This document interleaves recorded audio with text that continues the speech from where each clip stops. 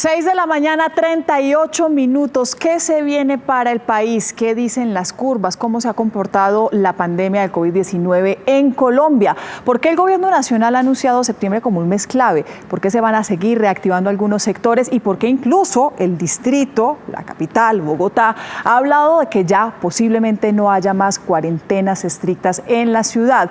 Pues porque las cifras y la proyección de la curva del COVID-19 en el país ya está presentando algunas informaciones importantes frente a lo que venga en los próximos meses. Vamos a tratar de analizar un poco lo que se viene y qué está pasando en nuestras ciudades. Nuestro invitado de hoy, como siempre, el doctor Diego Rosselli, neurólogo, es profesor del Departamento de Epidemiología y Bioestadística de la Universidad Javeriana y siempre muy amable con nosotros, el doctor Rosselli, para tratar de entender un poco lo que está pasando en el país. Bienvenido.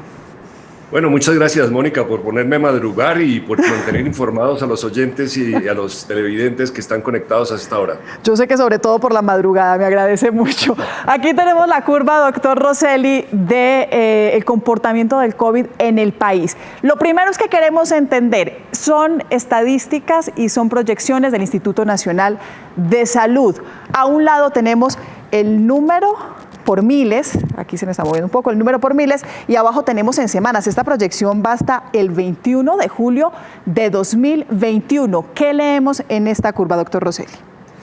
Bueno, lo primero es que estas proyecciones tienen un margen de incertidumbre y tienen muy probablemente un margen de error, no se deben tomar de manera literal, no son profecías. El día que se menciona en esas curvas, con esas proyecciones estoy bastante de acuerdo, debe verse como una aproximación, no podemos tomarlo así como una manera tajante, es la primera advertencia. Y tal vez lo más importante que vamos a ver en estas curvas es cómo la epidemia no es una, sino son muchas. La epidemia nacional es la suma de una cantidad de epidemias locales y por eso el comportamiento en cada ciudad es algo diferente y están ellas en distintas etapas, digámoslo, del proceso infeccioso. En la curva, al menos en esta curva nacional, este registro que tenemos del Instituto Nacional de Salud es del 4 de agosto, de la primera semana de agosto, porque es por semanas.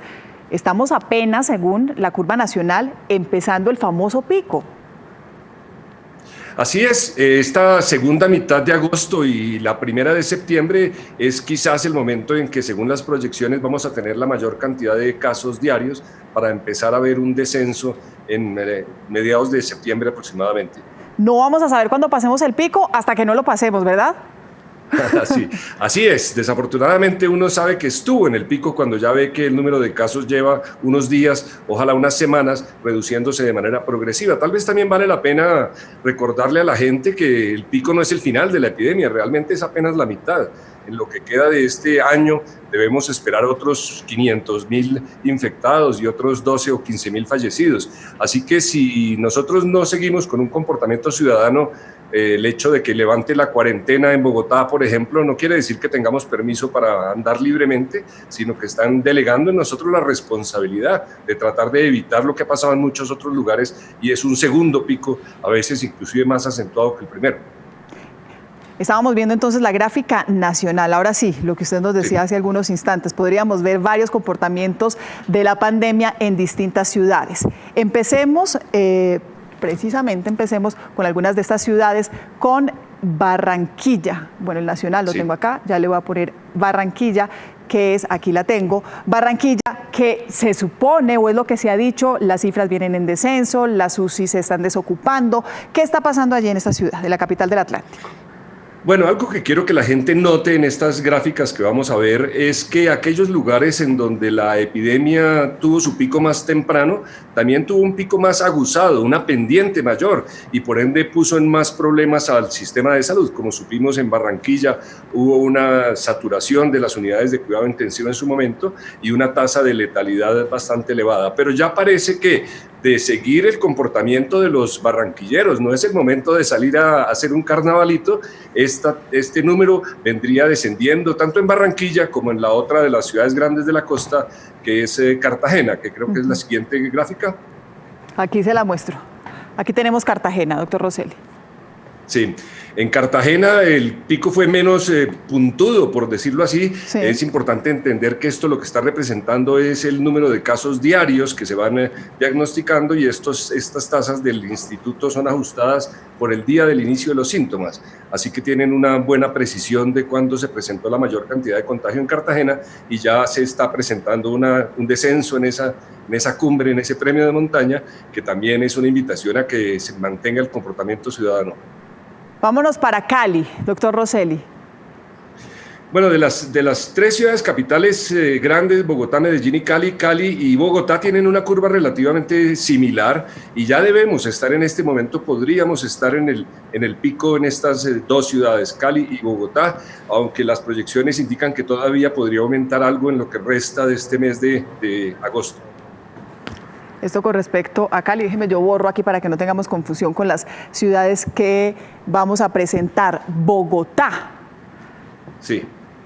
Sí, Bogotá ha representado siempre el epicentro y se ha mantenido de una manera más o menos constante el porcentaje de la población total de Colombia que representa Bogotá en esta pandemia, y por ende el comportamiento de Bogotá es bastante similar a la curva nacional. De hecho, arrastra la curva nacional y es el que le da pues la característica fundamental. Todavía tendríamos un par de semanitas de alta preocupación y gran número de casos, esperando que las unidades de cuidado intensivo mantengan su capacidad y no haya una saturación y un incremento de la mortalidad por esa causa.